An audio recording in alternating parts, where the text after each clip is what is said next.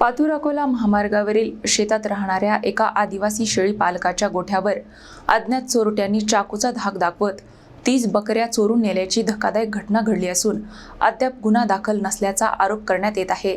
पातूर अकोला महामार्गावरील सबस्टेशन जवळील शेतात वास्तव्यास असलेले आदिवासी समाजातील शेळी पालक लोडू तुळशीराम खाडोरे यांच्या गोठ्यावर मध्यरात्री अज्ञात चोरट्यांनी धाड टाकल्याची घटना घडली। चारचाकी वाहनातून आलेल्या 8 ते 10 जणांनी धारदार चाकूचा धाक दाखवत गोठ्यातील 10 बोकड आणि 20 बकऱ्या अशा एकूण 30 जनावरांना जबरदस्तीने वाहनात भरून नेल्याचा आरोप करण्यात आला आहे। चोरीस गेलेल्या जनावरांची अंदाजे किंमत 3.5 लाख रुपये असल्याचे सांगण्यात येत आहे।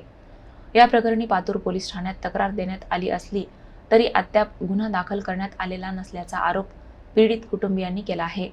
या घटनेमुळे परिसरातील शेतकरी आणि पशुपालकांमध्ये भीतीचे वातावरण निर्माण झाले असून चोरट्यांचा तातडीने शोध घेऊन कठोर कारवाई करावी तसेच रात्रीच्या गस्तीमध्ये वाढ करावी अशी मागणी नागरिकांकडून करण्यात येत आहे।